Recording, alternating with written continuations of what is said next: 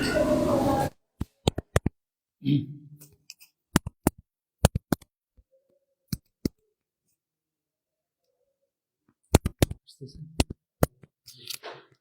আলাইকুম, কি অবস্থা সবার?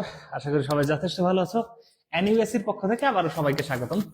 আমরা আজকে আমাদের 2014-15 ঠিক আছে, আমরা আজকে আমাদের জাতীয় বিশ্ববিদ্যালয়ের 2014-15 সেশনের কেমিস্ট্রি কোশ্চেনটা সলভ করব বলতে একদম টোটালটাই।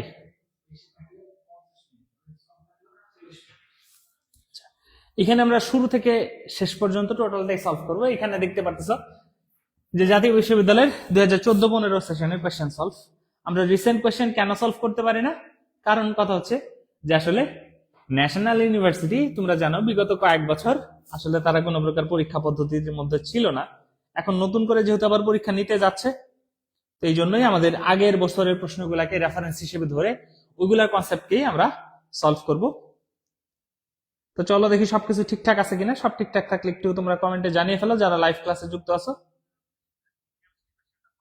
আচ্ছা, এবং আমরা সাথে সাথে আমাদের কোশ্চেনে চলে যাই। তোমাদেরকে এইটুকু অ্যাসিওর করি যে আমরা যখন কোশ্চেনগুলো সলভ করব, এই কোশ্চেনগুলার যত ডিটেলস আমাদের দরকার হয় পুরাটাই সলভ করব, যাতে তুমি খুব ভালোভাবে পরবর্তীতে এই জিনিসগুলোকে মনে রাখতে পারো। যেমন এইখানে দেখো যে নিচের কোন কোয়ান্টাম সংখ্যার সেট অনুমোদনযোগ্য নয়। এখন এখানে কি কি লাগবে? তোমার কোয়ান্টাম সংখ্যার হালকা বেসিক লাগবে, কখন অনুমোদনযোগ্য হবে কখন অনুমোদনযোগ্য হবে না এই ব্যাপারগুলো তোমাকে ভালোভাবে জানতে হবে। এন এল এম এস কার মান কিরকম হইতে পারে, এই জিনিসগুলো সম্পর্কে তোমার একেবারে স্পষ্ট ধারণা থাকা দরকার। এই জন্যই আমরা কি করব, এখান থেকে তোমাকে একদম ক্লিয়ার একটা কনসেপ্ট দিয়ে দিব, যাতে এই সংক্রান্ত কোনো প্রকার প্রশ্ন আসলে তুমি খুব সহজেই খুব সুন্দরভাবে অ্যান্সার করে আসতে পারো। মানে এই কোয়েশ্চেন সলভ করা মানে এই সংক্রান্ত তোমার অন্য যত প্রশ্ন আসবে সবগুলো তুমি ইনশাল্লাহ খুব সুন্দর করে অ্যান্সার করতে পারবা। তো যারা আছো ক্লাসে, আমার কথাবার্তা ঠিকঠাক শোনা যাইতেছে কিনা একটু কষ্ট করে জানিয়ে ফেলো, বন্ধুদের সাথে লাইভটা শেয়ার করে ফেলো, যাতে তোমার ম্যাক্সিমাম নাম্বার অফ ফ্রেন্ডস উপকৃত হতে পারে। আমরা দেখি কি অবস্থা। আমি একটু আমার মতো করে দেখে নিই, তোমরা তো দেখতেছই অবশ্যই। হ্যাঁ, সব ওকে। আচ্ছা, রিজওয়ানা ইসলাম সব ওকে বলতেছে, হ্যাঁ ঠিকঠাক। এখন চলো আমরা আমাদের কোশ্চেন সলভে চলে যাই। এখানে যদি আমরা একটু আসি, যে খেয়াল করো যে নিচের কোন কোয়ান্টাম সংখ্যার সেট অনুমোদনযোগ্য নয়। আগে আমাদেরকে জানতে হবে কোয়ান্টাম সংখ্যার সেট কখন অনুমোদনযোগ্য হয় বা এটার ভ্যালিডিটি কখন থাকে। খেয়াল করো যে কোয়ান্টাম সংখ্যা আসলে আমরা কাদেরকে বলি? যে সংখ্যাগুলোর সাহায্যে আমরা একটা ইলেকট্রনের সবকিছু বিস্তারিতভাবে ব্যাখ্যা করতে পারি। যেমন আমরা ইলেকট্রনের অবস্থান, সে যে কক্ষপথে আছে ওই কক্ষপথের আকার কিরকম হবে, সে যে উপশক্তি স্তরে আছে সেটার আকৃতি কিরকম হবে, ইলেকট্রনটা কোন দিকে ঘুরতেছে এবং কোন অরবিটালে আছে, এই সব কিছু যে সংখ্যার সাহায্যে ব্যাখ্যা করতে পারি সেই সংখ্যাগুলোকে একসাথে কি বলা হয়? কোয়ান্টাম সংখ্যা। তো সেই কোয়ান্টাম সংখ্যার মধ্যে আমাদের কি আছে? প্রধান কোয়ান্টাম সংখ্যা, সহকারী কোয়ান্টাম সংখ্যা, চুম্বক কোয়ান্টাম সংখ্যা এবং স্পিন কোয়ান্টাম সংখ্যা। প্রধান কোয়ান্টাম সংখ্যা কি নির্দেশ করে?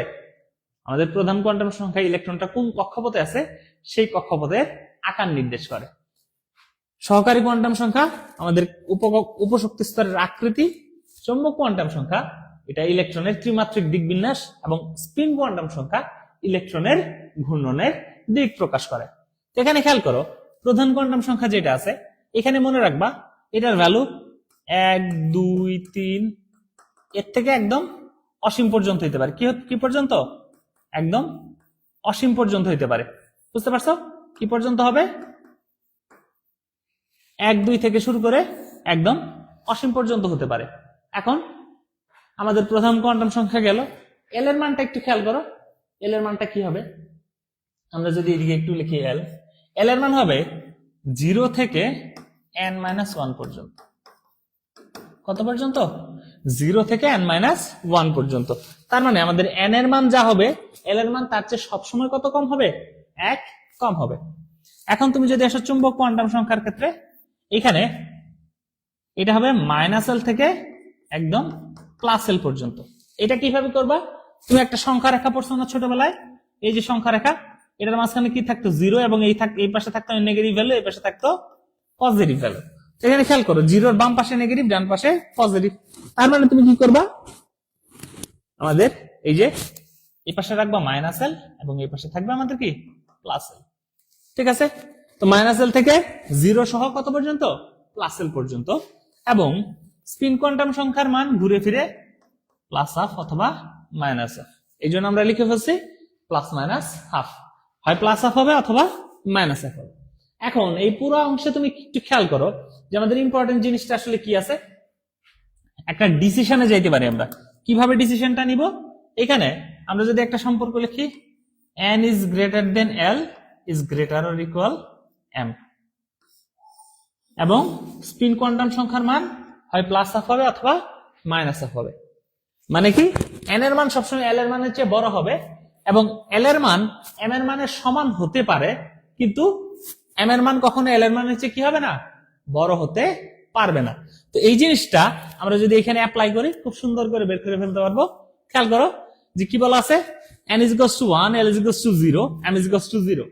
তার মানে কি, n এর মান 1, l এর মান 1 এর চেয়ে ছোট, m এর মান l এর মানের সমান, এটা গ্রহণযোগ্য। 2 নম্বরে দেখো n সমান 2, l সমান 1, m is equals to 0। n এর মান যা আছে l এর মান কি আছে, তার চেয়ে ছোট আছে, m এর মান তার চেয়ে ছোট, এটাও গ্রহণযোগ্য। 3 নম্বরে দেখো এই যে এখানটাই ঝামেলা, n is equals to 2 এবং l is equals to 2। আমরা কি বলছি, n এর মান সবসময় l এর মানের চেয়ে বড় হবে, কিন্তু এখানে এই শর্তটা মানতেছে না। তার মানে এটাই কি হবে না, গ্রহণযোগ্য হবে না বা অনুমোদনযোগ্য হবে না। অ্যান্সার হবে এইটাই। ডি তে খেয়াল করো, n এর মান 3, l এর মান 1, অর্থাৎ n এর চেয়ে ছোট, এবং m এর মান -1।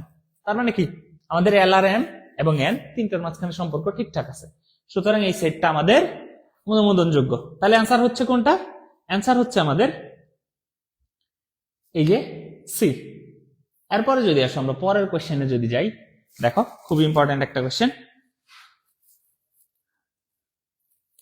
তোমরা একটু জানো তো এটার অ্যান্সারটা কি হবে? আমাদের 2 নম্বর প্রশ্নের অ্যান্সার, যদিও কোশ্চেনের মার্কটা দেওয়া নাই, একটু বলে ফেলো যে 2 নম্বরের অ্যান্সারটা কি হবে।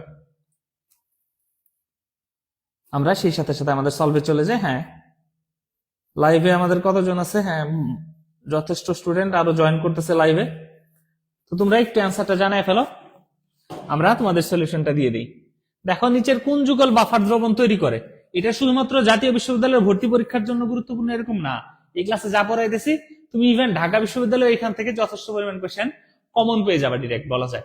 কারণ এইখানকার যে কোশ্চেনের স্ট্যান্ডার্ডটা, যে স্ট্যান্ডার্ড মেনটেন করা এখানে, বা যে কোশ্চেন গুলো আছে এখানটাতে, এই কোশ্চেন গুলা বলা যায় ঢাকা বিশ্ববিদ্যালয়ের স্ট্যান্ডার্ডের অনেকটা। এখানে কোন যুগল বাফার দ্রবণ তৈরি করে? এখন বাফার দ্রবণ 2 প্রকার হয়, একটা অম্লীয় বাফার আর একটা ক্ষারীয় বাফার। তো অম্লীয় বাফার হোক ক্ষারীয় বাফার হোক, এখানে অম্লীয় বাফারে কি কি লাগে? অম্লীয় বাফারে লাগে দুর্বল অ্যাসিড বা দুর্বল অম্ল প্লাস ওই অম্লের লবণ। কি কি লাগবে? দুর্বল অম্ল প্লাস ওই অম্লের লবণ। তো এইখানটাতে তুমি খেয়াল করবা যে আমাদের তাহলে কি আসতেছে, এই যে ইথানোয়িক অ্যাসিড এবং সেই সাথে সোডিয়াম ইথানয়েড, এটা হচ্ছে দুর্বল অ্যাসিড, আর সেই অ্যাসিডের লবণ কি? সোডিয়াম ইথানয়েড। এটা কারেক্ট অ্যান্সার, ঠিক আছে, কিন্তু এখানে কনফিউশনের আরেকটা জায়গা আছে। কোথায় বলতো?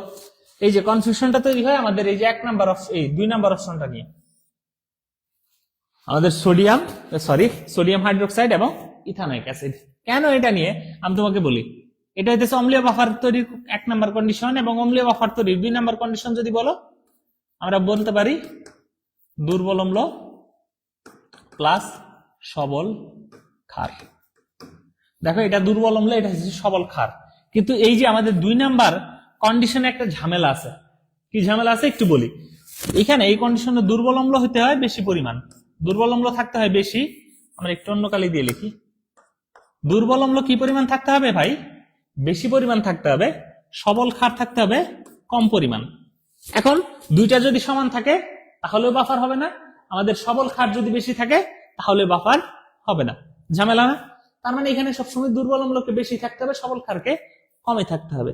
এই কন্ডিশন মেনটেন করলে বাফার হবে, নতুবা হবে না। খুবই সিম্পল। এখন এখানে কথা হচ্ছে যে খেয়াল করো যে আমাদের দেওয়া আছে দুর্বল অম্ল সবল ক্ষার, কোনটা কম আছে কোনটা বেশি আছে এটা কিন্তু মেনশন করে দেওয়া নাই, এই জন্য আমরা এটা দাগাইতে পারবো না। এটার চেয়ে বেশি অ্যাপ্রোপ্রিয়েট কোনটা? আমাদের সি, যেখানে ডিরেক্টলি আমাদের কি বলা আছে? অ্যাসিড এবং ও অ্যাসিডের লবণ। বুঝতে পারছো? ধরো আমাদের কোশ্চেনে এই অপশনটা নাই, তখন আমরা কোনটা দেখাবো? অবশ্যই বি দাগাবো। যদি কোশ্চেনে এই অপশন না থাকে তাহলে অবশ্যই আমাদেরকে বি দাগাইতে হবে। আশা করি এটা তোমার ক্লিয়ার হয়ে গেছে। এবং এখানে তুমি যদি ক্ষারীয় বাফারে যাও, ঠিক আছে, কোন বাফার? ক্ষারীয় বাফার। ক্ষারীয় বাফারের 1 নাম্বার কন্ডিশন কি? দুর্বল ক্ষার। তোমাদেরকে এরকম ভাবে দেখাই দিতেছে যাতে এই রিলেটেড কোশ্চেন আসলে ম্যাক্সিমামে তুমি অ্যান্সার করে ফেলতে পারো।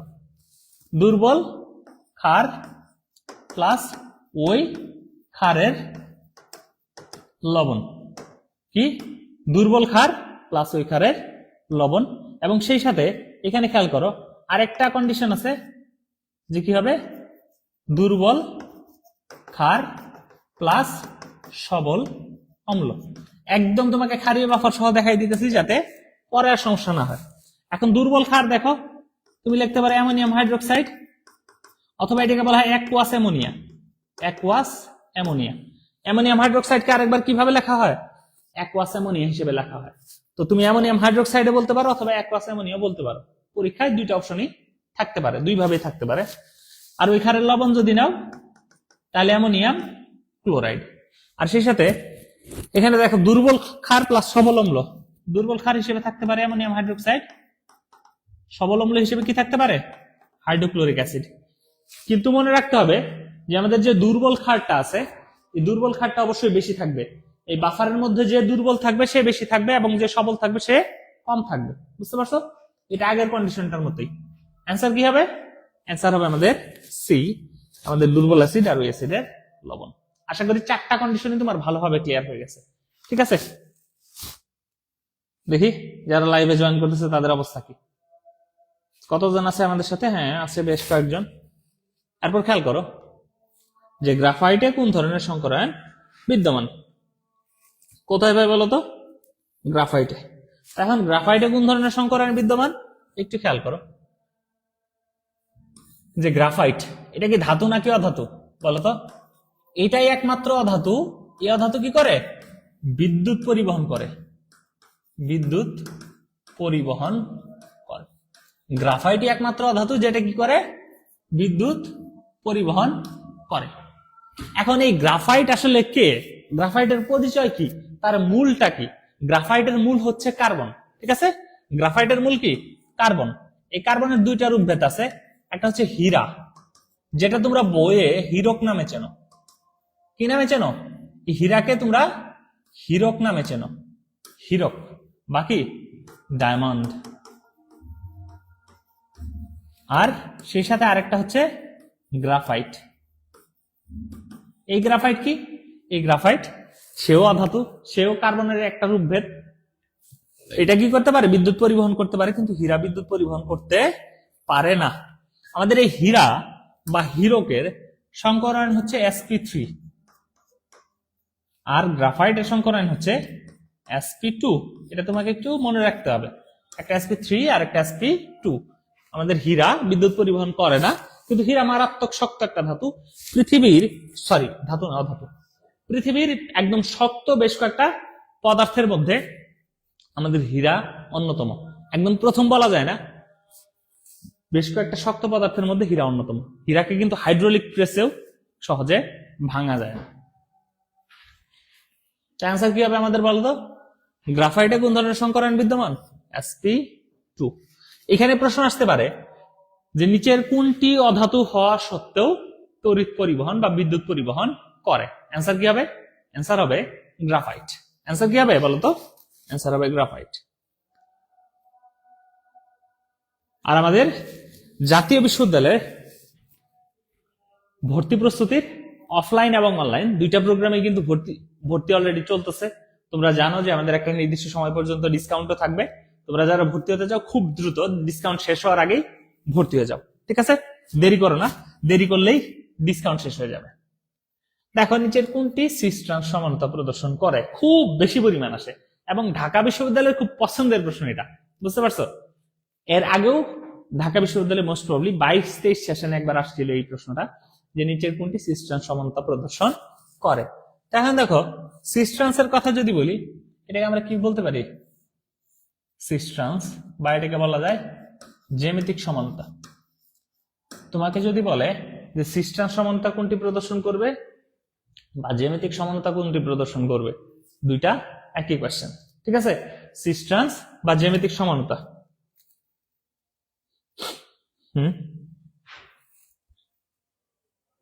দেখি ছেলেবেলার অবস্থা কি লাইভে। এই তোমরা একটু শেয়ার করে তোমাদের বন্ধুদেরকে জানাইতে থাকো, ঠিক আছে? একটু তোমাদের বন্ধুদেরকে শেয়ার করে জানাইতে থাকো, যাতে বাকিরা ওই ক্লাসটা থেকে উপকৃত হয়। কারণ তোমরা এখনো অনেকেই মানে কিরকম হাতড়াইতেছো যে যারা জাতীয় বিশ্ববিদ্যালয়ে ভর্তির জন্য আগ্রহী, তোমাদের টার্গেট জাতীয় বিশ্ববিদ্যালয়, বা অথবা তুমি জাতীয় বিশ্ববিদ্যালয়ের প্রিপারেশন নিবা, পাশাপাশি যাতে বাকি বিশ্ববিদ্যালয়গুলোতেও একটু ভালো একটা মার্ক আসে তোমার। মোটামুটি অনেকে দেখা যাবে যে এই জাতীয় বিশ্ববিদ্যালয়ের কোচিং করতে গিয়ে আমাদের জিএসটি বা ডিগ্রিতে চান্স হয়ে যাবে, এরকম এরকম অনেক ঘটবে, খুবই স্বাভাবিক। তো তুমি একটু শেয়ার করে তোমার বন্ধুদের কাছে পৌঁছায় দাও, যার এই ক্লাসটা খুবই দরকার। এটা তো আর এখানে তো ক্লাস করতে টাকা লাগতেছে না, সুতরাং তুমি শেয়ার করতেও তোমার টাকার প্রয়োজন নাই, বুঝতে পারছো? এই টাকা নিয়ে টেনশনের দরকার নেই, শেয়ার করে বন্ধুদের কাছে ছড়ায় দাও যাতে সে উপকৃত হয়। দেখো কোনটি জ্যামিতিক সমানতা প্রদর্শন করে অথবা সিস্টেম সমানতা প্রদর্শন করে। এখানে মনে রাখবা শর্ত কি হবে? শর্ত হবে, ধরো দুইটা কার্বন দ্বিবন্ধন দিয়ে যুক্ত থাকলো, এখানে একটা গ্রুপ এ আর একটা গ্রুপ বি, এখানে একটা গ্রুপ এক্স আর একটা গ্রুপ ওয়াই। দেখো এই দ্বিবন্ধন যুক্ত যে কার্বন গুলো আছে এগুলোর সাথে ভিন্ন ভিন্ন গ্রুপ থাকতে হবে। ব্যাপারটা কিরকম, যে আমাদের এখানে এ আর বি এই কার্বনের সাথে দুইটা গ্রুপ আছে, এই দুইটা গ্রুপ কখনোই সেম হতে পারবে না। আবার এই যে এক্স আর ওয়াই এই দুইটা গ্রুপ, এরা কি করতে পারবে না? সেম হইতে, x is not equals to y, x এবং y এরা সেম হইতে পারবে না। a আর b এরাও কি হতে পারবে না? সেম হতে পারবে না। তার মানে খেয়াল করো যে এখানে যদি তুমি লেখো ডাবল বন্ড CH2, দেখো তো এই কার্বনের সাথে কয়টা হাইড্রোজেন আছে? দুইটা হাইড্রোজেন। এটাকে যদি ভেঙে লেখো তোমার বোঝার সুবিধার্থে, এখানেও হাইড্রোজেন এখানেও হাইড্রোজেন, এই দুইটা গ্রুপ কি হয়ে গেছে? সেম হয়ে গেছে। আমরা বলছিলাম এই দুইটা গ্রুপ কি হতে পারবে না? সেম হতে পারবে না। তার মানে দ্বিবন্ধনযুক্ত কার্বনে কখনো দুইটাই হাইড্রোজেন থাকলে সেটা কি করবে না? জ্যামিতিক সমানতা প্রদর্শন করবে না। তো এদিকে যদি আসো তুমি এই অপশন গুলাতে দেখো, যে আমরা যদি এখানে দেখি সিতে, দেখো এই কার্বনের সাথেও দুইটা হাইড্রোজেন, এর সাথেও দুইটা হাইড্রোজেন দেখাবে না। আবার ডিতে কোন প্রকার দ্বিবন্ধন নাই, এটা আমাদের হয়তোবা আলোক সমানতা প্রদর্শন করতে পারে, কিন্তু এটা কি করবে না? এটা আমাদের সিস্টেম সমানতা প্রদর্শন করবে না। বি নাম্বারটাই আসো, এখানে খেয়াল করো একটা মিস্টেক হয়ে গেছে, এখানে একটা আরেকটা বন্ধন হবে, ঠিক আছে? এই অপশনটাতে আরেকটা বন্ধন হবে। দেখো এই যে কার্বনটা আছে, এই কার্বনের সাথে একটা হাইড্রোজেন আছে আর একটা, এই যে একটা হাইড্রোজেন একটা ক্লোরিন, এই কার্বনের সাথে একটা হাইড্রোজেন একটা ক্লোরিন। এটাকে একটু ভেঙে লিখে দেখাই, তাহলে তোমার জন্য বুঝতে সুবিধা হবে। দেখো এর সাথে একটা হাইড্রোজেন একটা ক্লোরিন, এর সাথে একটা হাইড্রোজেন একটা ক্লোরিন। এই হাইড্রোজেন আর ক্লোরিন দুইটা ভিন্ন ভিন্ন গ্রুপ, এবং এই হাইড্রোজেন ক্লোরিন এরাও কি পরস্পর দুইটা ভিন্ন ভিন্ন গ্রুপ, সুতরাং এরা কি করবে? সিস ট্রান্স সমানতা প্রদর্শন করবে। কি প্রদর্শন করবে? সিস ট্রান্স সমানতা প্রদর্শন করবে। এরপরে যদি আসো, এটাও অর্গানিক থেকে আসা একটা কোয়েশ্চেন, ডায়াজোনিয়াম লবণ উৎপন্ন করা হয় নিচের কোন যৌগটি থেকে? এখন ডায়াজোনিয়াম এই যৌগের সাথে তোমাকে একটু পরিচয় করা যায়। মনে রাখবা অ্যাজো দ্বারা বোঝায় নাইট্রোজেন। অ্যাজো দ্বারা কি বোঝায়? অ্যাজো দ্বারা বোঝায় নাইট্রোজেন। এখন অ্যাজো যদি নাইট্রোজেন হয়, খেয়াল করো তো, অ্যাজো দিয়ে বোঝায় নাইট্রোজেন, এবং যদি এরকম হয় যে ডাইঅ্যাজো, তোমরা ছোটবেলা থেকে পড়তেছো এসএসসি থেকে যে ডাই মানে দুইটা, ঠিক আছে? ডাই মানে দুই, ট্রাই মানে তিন। তার মানে অ্যাজো যদি নাইট্রোজেন হয়, ডাইঅ্যাজো মানে কয়টা নাইট্রোজেন? দুইটা নাইট্রোজেন। তাহলে ডায়াজোনিয়াম লবণ এটা কিরকম হয়? এটা পূর্ণাঙ্গ নাম হইতেছে বেনজিন ডায়াজোনিয়াম। এর আগে হবে ধরো বেনজিন। আমাদের তোমাদের লেভেল পর্যন্ত সাধারণত কি হয়? বেনজিন ডায়াজোনিয়াম লবণ অথবা বেনজিন ডায়াজোনিয়াম ক্লোরাইড। এটা হচ্ছে এরকম, দেখা একটু যৌগটা মনে রাখতে সুবিধা হবে। দেখো N2Cl, এই যে এটা হচ্ছে বেনজিন, সবাই জানো। এখানে দুইটা নাইট্রোজেন, এই জন্য ডায়াজোনিয়াম, এবং এখানে ক্লোরিন, এই জন্য ক্লোরাইড। তাহলে এটাকে কি বলা হয়? Benzene diazonium chloride. এই বেনজিন ডায়াজোনিয়াম ক্লোরাইড কোত্থেকে পাওয়া যায়? দেখো, তাহলে অবশ্যই বেনজিন রিং থাকবে, এরকম একটা যৌগ লাগবে। এখানে অ্যানিলিন, ক্লোরোবেনজিন, ফেনল, টলুইন সবগুলাতেই বেনজিন রিং আছে, কিন্তু শুধুমাত্র আমাদের এই অ্যানিলিনে নাইট্রোজেন আছে। আমি যদি প্রত্যেকটা একটু লিখে দিই তোমাকে, দেখো তাহলে বুঝতে পারবা। এই স্ট্রাকচার গুলো দেখলে না তোমার প্রশ্ন সলভ করা একদম ইজিয়ার হয়ে যাবে, তুমি খুব সহজেই অ্যান্সার করতে পারবা। বুঝতে পারছো? আমরা করি কি, এই ব্যাপারগুলো না বুঝে একটু মুখস্থ করার চেষ্টা করি, তখন একটু ঝামেলা লাগে। দেখো এই জিনিসগুলো খুব সহজেই মনে রাখতে পারবা তুমি। আর এখানে দেখো তোমাকে একদম সহজ করে বুঝাই দিই, মানে অর্গানিক কেমিস্ট্রি যে তোমাদের কাছে কঠিন লাগে এবং এই অর্গানিক কেমিস্ট্রি যে আসলেই এত কঠিন না, এটা তোমাদেরকে বুঝাই দিই। দেখো এটা হচ্ছে অ্যানিলিন, এটা হচ্ছে ক্লোরোবেনজিন, এটা ফেনল, এটা টলুইন। এখন দেখো তো ভাই, চেহারার সাথে কার মিল আছে? এখানেও এই বেনজিনের সাথে এখানেও নাইট্রোজেন আছে, এখানেও নাইট্রোজেন আছে। খুবই সহজ সাধারণ কথা যে বেনজিনের সাথে যেহেতু এখানেও নাইট্রোজেন এখানেও নাইট্রোজেন, সুতরাং এটা থেকেই এটা উৎপাদন সম্ভব। বুঝতে পারছো? তার মানে কি, অ্যানিলিন থেকে বেনজিন ডায়াজোনিয়াম ক্লোরাইড উৎপন্ন হয়। এটা হচ্ছে মূল কথা। তুমি যদি একটু কোরটা ধরতে পারো, কোরটা ধরতে পারলেই তোমার জিনিসটা একদম ইজিয়ার হয়ে যাবে। জাস্ট খালি কোরটা একটু শক্তভাবে বুঝতে হবে, এবং সেই জিনিসটা আমরা তোমাদেরকে প্রোভাইড করতেছি। আর এখানে একটা কোশ্চেন, হ্যাঁ হ্যাঁ এই যে, ঠিক আছে, একটি 0.00001 মোলার হাইড্রোক্লোরিক অ্যাসিড দ্রবণের পিএইচ কত? এখানে এই কোশ্চেনটা আরো আরেক ভাবে আসতে পারে। দেখো এই দশমিকের পরে কয় ঘর আছে? 1 2 3 4 5, তার মানে এটাকে এইভাবে লিখতে পারে 10⁻⁵ মোলার। যেভাবে লিখুক 0.00001 অথবা তোমার 10⁻⁵ মোলার হাইড্রোক্লোরিক অ্যাসিড দ্রবণের পিএইচ কত? একটা সেকেন্ড, জাস্ট আমার আব্বা কল করছে, খুব ইম্পর্টেন্ট কল হইতো বা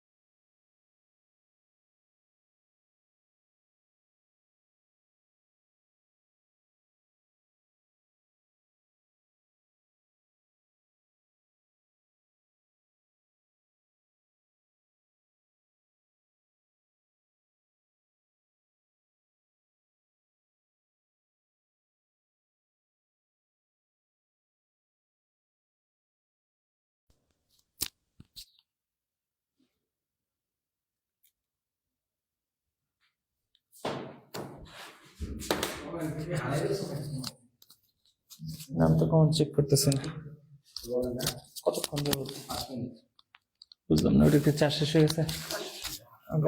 চেক করি। আচ্ছা, আন্তরিকভাবে দুঃখিত। দেখি আপনি কমেন্ট করছিলেন নাকি? আচ্ছা, আমাদের কয়েক মিনিট যাবত একটু সাউন্ডের মনে, আচ্ছা হ্যাঁ কিছু বোঝা যাইতেছে না স্যার, মিউট। আচ্ছা কয় মিনিট দেখো, চেক করো।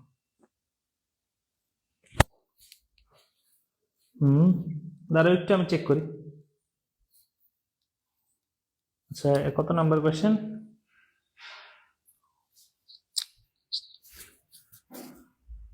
হ্যাঁ এই যে ঠিক আছে, 0.0000।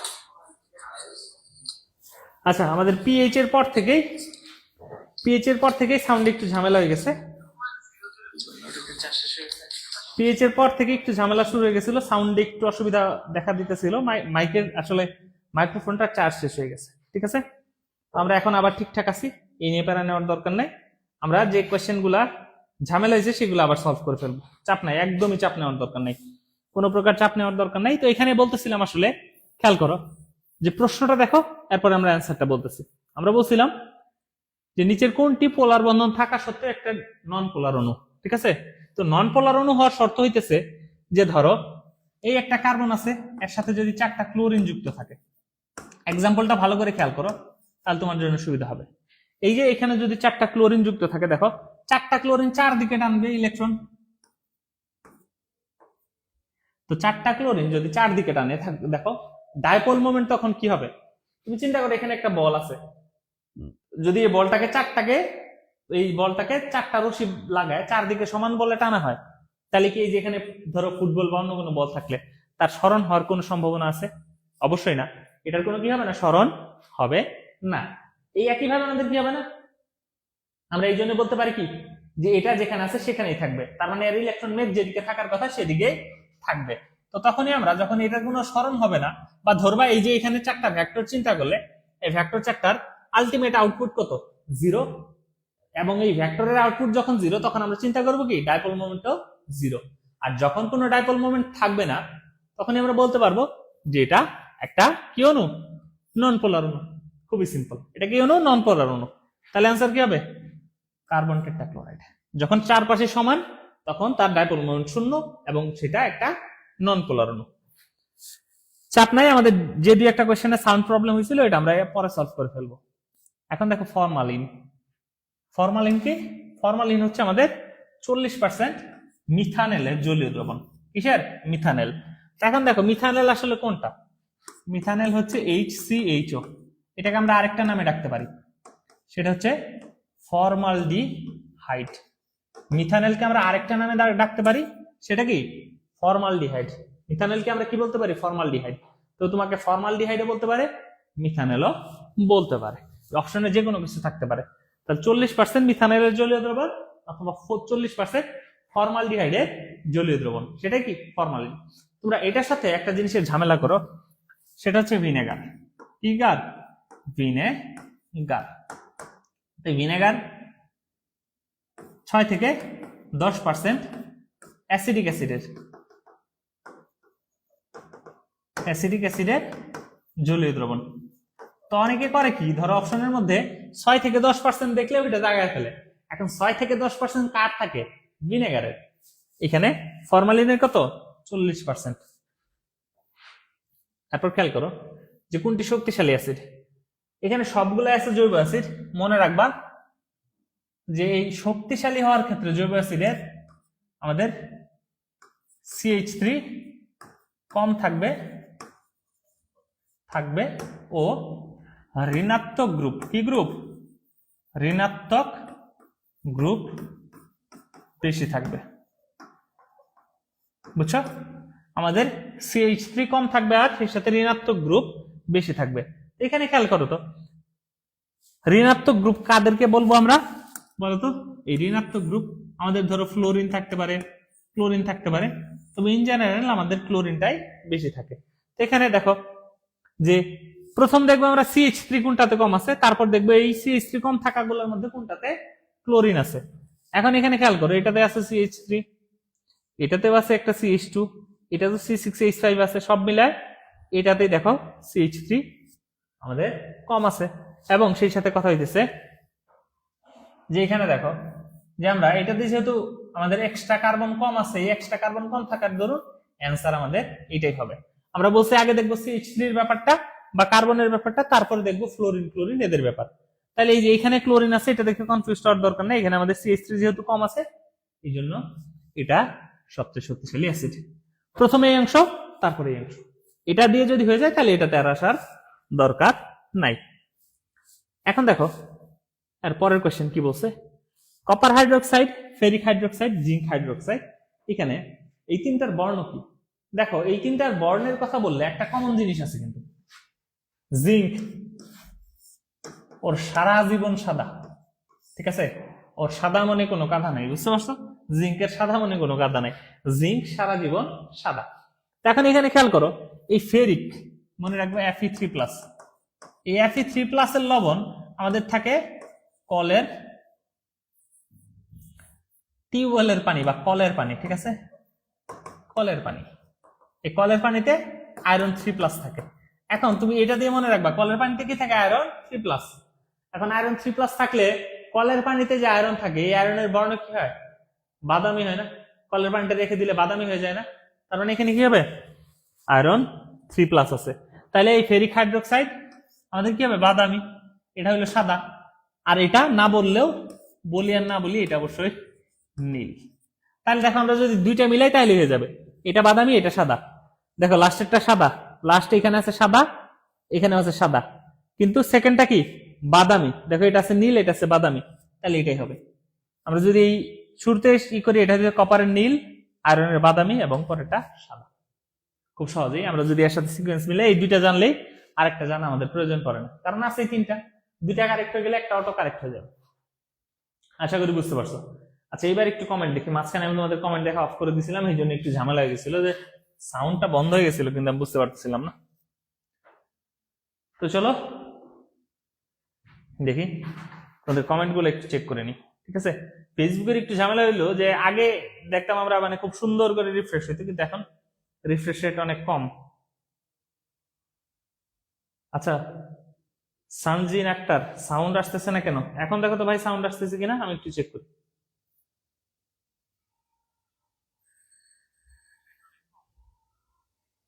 আচ্ছা না, সানজিন আক্তার এখন সাউন্ড আসতেছে ঠিকঠাক, একটু চেক করো তো। যারা বলতেছিল সাউন্ড প্রবলেম, সাউন্ডটা ঠিকঠাক হয়ে গেছে কিনা?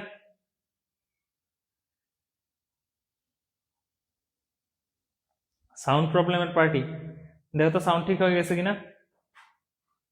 আচ্ছা চলো আমরা সামনের দিকে আগে, আমার কাছে সাউন্ড ঠিকঠাক লাগতেছে। এখন এখানে দেখো যে কোনটি অসত্য, এখানে সবগুলাই দেখো অনুবন্ধী অম্ল ক্ষারক, কোনটি অনুবন্ধী অম্ল, অনুবন্ধী যুগল, অনুবন্ধী অম্ল ক্ষারক, অনুবন্ধী যুগল। এখন এখানে তার মানে কি বোঝা যাইতেছে, যে প্রশ্নটা কি নিয়ে, যে কোনটা কার অনুবন্ধী অম্ল, কোনটা কার অনুবন্ধী ক্ষার, এই জিনিস নিয়ে কথা হইতেছে। এখন মনে রাখবা অনুবন্ধী অম্ল ক্ষার হইলে দুইটার মধ্যে একটা হাইড্রোজেনের পার্থক্য থাকবে। কিসের পার্থক্য? হাইড্রোজেনের পার্থক্য। যেমন দেখো NH3 আর NH4+, এখানে হাইড্রোজেন একটা কম বেশি এরকম থাকবে। যেমন OH- এবং H2, এটাতে হাইড্রোজেন একটা বেশি, এটাতে হাইড্রোজেন একটা কম। OH- এবং H2 দুইটা অপশন, মানে দুইবার আসছে একটা অপশনই। OH- আর H2 এর মধ্যে হাইড্রোজেনের পার্থক্য, কিন্তু NH3 আর H2 এই দুইটার মাঝখানে দেখো শুধু কি একটা হাইড্রোজেনের পার্থক্য, এখানে অক্সিজেন আছে এখানে নাই, এখানে নাইট্রোজেন আছে এখানে নাই। মনে রাখবা অনুবন্ধী অম্ল ক্ষার হইতে গেলে বা অনুবন্ধী যুগল হইতে গেলে জাস্ট একটা হাইড্রোজেনের পার্থক্য থাকতে হবে, এর বেশি না। জাস্ট কিসের পার্থক্য? হাইড্রোজেন। দেখো এই তিনটা অপশনেই জাস্ট একটা হাইড্রোজেনের পার্থক্য, দুইটা যৌগের মাঝখানে জাস্ট একটা হাইড্রোজেনের পার্থক্য। কিন্তু এখানে দেখো পানিতে অক্সিজেন আছে, অ্যামোনিয়াতে অক্সিজেন নাই, অ্যামোনিয়াতে নাইট্রোজেন আছে, পানিতে নাইট্রোজেন নাই, সুতরাং এরা অনুবন্ধী অম্ল ক্ষার যুগল না, এই জন্য এটা অসত্য। অসত্য মানে কি? ভুল। আচ্ছা আদর্শ দ্রবণ কোন সূত্র অনুসরণ করে? আদর্শ দ্রবণ, দ্রবণের ব্যাপারটা আমরা যদি আসি রাউল্টের সূত্র, কার সূত্র? রাউল্টের সূত্র। এটা আমরা দ্রাব্যতার ব্যাপারটা যখন ডিল করতে যাই তখন আমাদের জানতে হয়। আমাদের বয়েল, আমাদের এই যে গ্রাহাম, ডাল্টন, এগুলো আমরা কার ক্ষেত্রে পড়ছি? আমরা আদর্শ গ্যাসের ক্ষেত্রে পড়ে আসছি। আমাদের আদর্শ দ্রবণ কোন সূত্র অনুসরণ করবে? রাউল্টের সূত্র। কার সূত্র? রাউল্টের সূত্র। আচ্ছা, নিচের কোনটি আয়োডোফোন বিক্রিয়া দেয়? এখন এই আয়োডোফোন বিক্রিয়া কারা দিবে এই নিয়ে একটা কথা আছে, যে আয়োডোফোন বিক্রিয়া নরমালি দেয়, আমাদের খেয়াল করো, আয়োডোফোন কারা দেয় ইন জেনারেল যদি বলতে যাই, আমাদের অ্যালডিহাইড আয়োডোফোন দিবে, আমাদের কিটোন আয়োডোফোন দিবে, আমাদের সেই সাথে অ্যালকোহল আয়োডোফোন দিবে। ঠিক আছে, অ্যালকোহল আয়োডোফোন দিবে। তো অ্যালডিহাইড আর কিটোন এই ক্ষেত্রে মনে রাখবা যে CH3CO এই গ্রুপটা থাকতে হবে। তাহলে দেখো তো, অ্যালডিহাইডের ক্ষেত্রে আমরা যদি বলি CH3CHO, এটা আয়োডোফোন দিবে। কিটোনের ক্ষেত্রে CH3COCH3, এটা আয়োডোফোন দিবে। CH3COCH2CH3, এটা আয়োডোফোন দিবে, কারণ এখানে CH3CO আছে, এখানেও CH3CO আছে। আর এটাকে আমরা যদি ভেঙে লিখি, এখান থেকেও CH3CO পাওয়া যায়। ঠিক আছে, এখান থেকে কি পাওয়া যায়? CH3CO পাওয়া যায়। বা এটাকে কি বলা হয়? মিথাইল কার্বনিল মূলক। কি মূলক? মিথাইল কার্বনিল মূলক। যাদের কনফিউশন হইতেছে তাদের জন্য একটু দেখায় দেই। দেখো CH3 C double bond H, এই যে আমরা CH3CO মূলক এখান থেকে পাই আসলে। তো এর আয়োডোফোন দিবে। এবং অ্যালকোহলের মধ্যে মনে রাখবা CH3 CH2OH এবং CH3 CHOH CH3, এই যে এই দুইটা অ্যালডিহাইড, এখানে আমাদের প্রোপানল 2 আর সেই সাথে ইথানল এর আয়োডোফোন বিক্রিয়া দিবে। তো এখানে খেয়াল করো যে এই যে আমরা একটু আগে লিখতেছিলাম, এই যে এখানে তোমাদেরকে যেটা দেখাইলাম, দেখো CH3 CHOH CH3, এই যে CH3 CHOH CH3, এই যে এই দুইটা সেম একদম। তার মানে এটা আয়োডোফোন বিক্রিয়া দিবে। এই যৌগগুলো একটু মাথার মধ্যে সুন্দর করে গেঁথে রাখবা। ভাই যে যৌগগুলো লিখে দিছি এগুলো একটু খুব সুন্দর করে মাথার মধ্যে গেঁথে রাখবা, তাহলে তোমার জন্য ব্যাপারটা ইজিয়ার হবে। ঠিক আছে, এখন এখানে আসো, পরের কোশ্চেন কি? পরের কোশ্চেন হচ্ছে থ্যাংক ইউ। এখন তোমাদেরকে তো আমি ধন্যবাদ জানাইতে পারতেছি না আগে। কেন ধন্যবাদ জানাইতে পারতেছি না বলো তো? কারণ আমাদের কয়েকটা কোশ্চেন রয়ে গেছে। ওই পিএইচ এর কোশ্চেনের কথা বললাম, ওইখান থেকে আমাদেরকে একটু সলভ করে দিতে হবে, কারণ ওইখানটাতে একটু ঝামেলা হয়ে গেছিল, সাউন্ডে একটু অসুবিধা আসতেছিল না।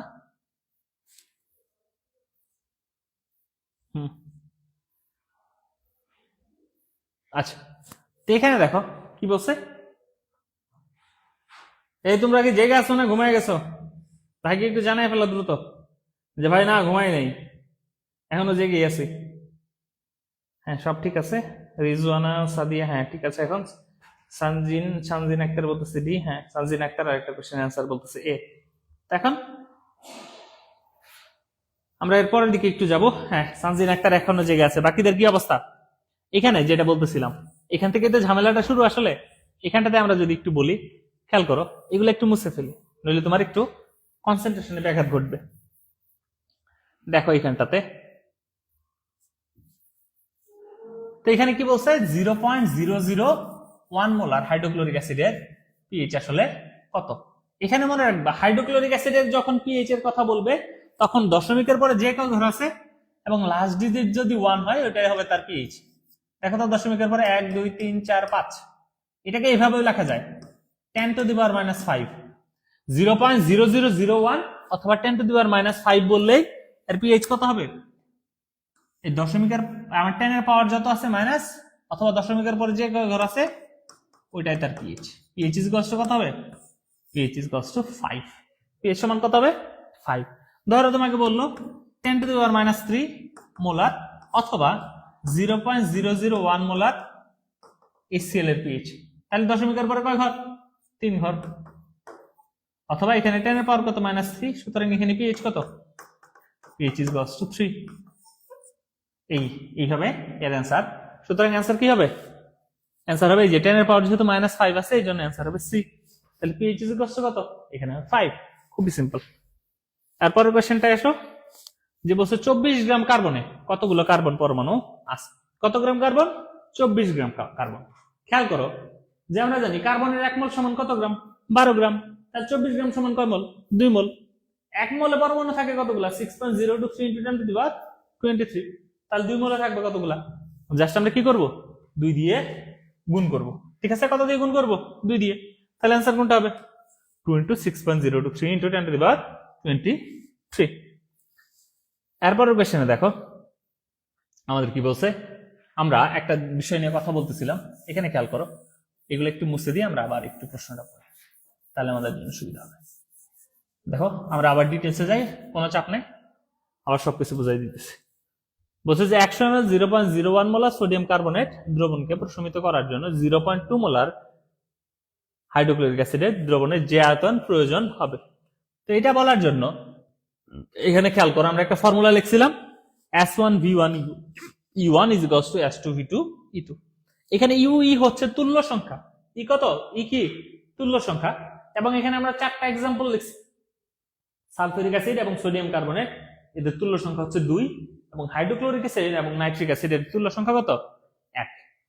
এখন এখানে খেয়াল করো তো, আমরা জানি ভি মানে আয়তন, এস মানে ঘনমাত্রা।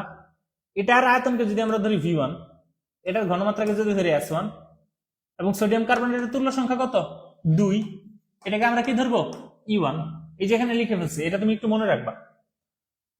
এটার ঘনমাত্রাকে যদি ধরি S2, আয়তনকে যদি ধরি V2, এবং এটার তুল্য সংখ্যা কত 1, সেটাকে ধরবো E2।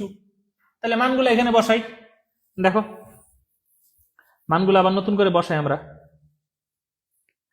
খেয়াল করো অ্যান্সার কত হবে একটু বলো তো, যদিও দাগানো আছে, তোমরা একটু নিজেরা ক্যালকুলেট করার চেষ্টা করো হাতে হাতে, ঠিক আছে, কারণ তুমি তো ক্যালকুলেটর পাচ্ছ না।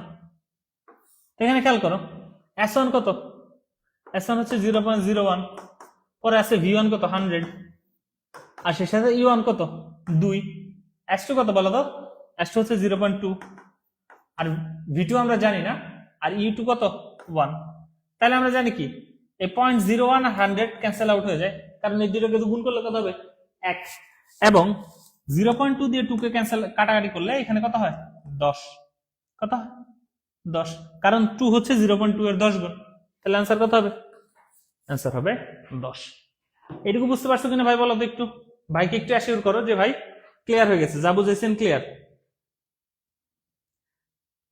ভাইকে একটু অ্যাসিওর করো যে ভাই যা বুঝাইছেন ক্লিয়ার হয়ে গেছে, একটু অ্যাসিওর করে ফেলো যে ভাই ক্লিয়ার হয়ে গেছে এইটুকু। অনলাইনে কিভাবে ভর্তি হবো?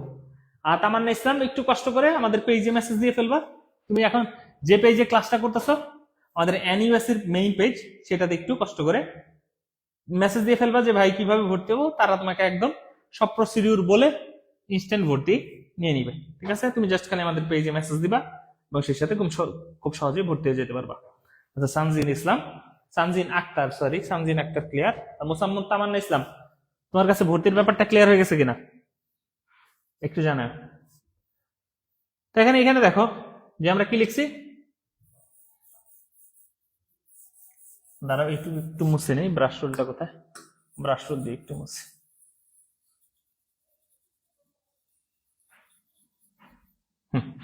এইখানটাতে খেয়াল করো যে আমরা জানি বিক্রিয়ার হারকে কি দিয়ে প্রকাশ করি, আর ইজিকলস টু দেওয়া আছে কে এ ইনটু বি স্কয়ার। এখন এই থার্ড ব্র্যাকেটের ভিতরে যেগুলো আছে এগুলো কি বলা হয় ঘনমাত্রা, থার্ড ব্র্যাকেট থাকলে ঘনমাত্রা। তাহলে কে ইজিকলস টু কি লিখতে পারি, এই দুটাকে আমরা নিচে নিয়ে যাই, বিক্রিয়ার এই দুটাকে বিক্রিয়ার হারের নিচে নিয়ে যাই ভাগ করে দিতে পারি, তাই করছি। K equals to R divided by এটা। আমরা বিক্রিয়ার হারের একক কি জানি, মোল পার লিটার পার সেকেন্ড। আর ঘনমাত্রার একক কি জানি, আমরা ঘনমাত্রার একক জানি মোল পার লিটার, এর উপর কোনো পাওয়ার নাই। এটার একক কি, মোল per litre two the power 2। তাহলে এই মোল পার লিটার ক্যান্সেল আউট, উপরে থাকতেছে শুধু কত পার সেকেন্ড। আর এখানে এটাকে উপরে তুললে কি হবে, মোল টু দি পাওয়ার -2 আর লিটার স্কয়ার। সুন্দর করে লিখলে কি হবে, litre square mole to the power -2 per second. এই যে litre square mole to the power -2 per second, এটা আমাদের অ্যান্সার। এবং আশা করি এরপরটার থেকে আমাদের ক্লিয়ার হয়ে গেছে, এটা থেকে তো ক্লিয়ার করে দিলাম। ও আচ্ছা, যাই হোক, এতক্ষণ ক্লাস নিলাম, বক বক করলাম, আসলে তোমাদেরকে আমার পরিচয়টাই দেওয়া হয় নাই। আমি রসায়ন ভাই, আছি ঢাকা বিশ্ববিদ্যালয়ের রসায়ন বিভাগ থেকে। সবাই আমাকে অনলাইনে অফলাইনে আমার সকল স্টুডেন্ট আমাকে রসায়ন ভাই হিসেবে চেনে। তোমরা যে কোনো জায়গায় রসায়ন ভাইকে খুঁজে পাবা, ফেসবুকে, ইউটিউবে তুমি যদি গুগলেও গিয়ে রসায়ন ভাই লিখে সার্চ করো আমাকেই পাবা, এছাড়া আর কাউকে না। ঠিক আছে, ফেসবুক, ইউটিউব, তুমি গুগলে গিয়ে খুঁজ দাও, ইভেন তুমি যদি চ্যাট জিপিটিতে গিয়ে জিজ্ঞেস করো, তারপরে এই রসায়ন ভাইকে গিয়ে খুঁজে পাবা। বুঝতে পারছো? তো যেটা বলতেছিলাম, আসলে শুরুতে পরিচয়টা দেওয়ার দরকার ছিল। অনেকে হয়তো বা ক্যাপশন থেকে দেখে ফেলছো যে রসায়ন ভাই ঢাকা বিশ্ববিদ্যালয়, অনেকে হয়তো বা বুঝেই নাই যে ব্যাপারটা আসলে কি। আমাকে সবাই এই নামেই চেনে। বুঝতে পারছো? আশা করি সবার ক্লিয়ার, সকল কনফিউশন দূর হয়ে গেছে। আর তোমরা যারা ভর্তি হতে চাও তারা কষ্ট করে কি করবা, টুক করে আমাদের মেইন পেজ NUSC, এটাতে একটু কষ্ট করে নক দিয়ে ফেলবা। অফলাইন হোক অনলাইন হোক, তুমি নক দিয়ে চাইলে ইনস্ট্যান্ট ভর্তি হয়ে যেতে পারবা। তো ধন্যবাদ সবাইকে ভাই, ইনশাল্লাহ দেখা হবে সবার সাথে পরবর্তী কোনো এক ক্লাসে। সে পর্যন্ত সবাই ভালো থেকো, রসায়ন ভাইয়ের জন্য দোয়া রেখো, তোমাদের জন্য দোয়া থাকলো। ফি আমানিল্লাহ, আসসালামু আলাইকুম, ভালো থেকো সবাই।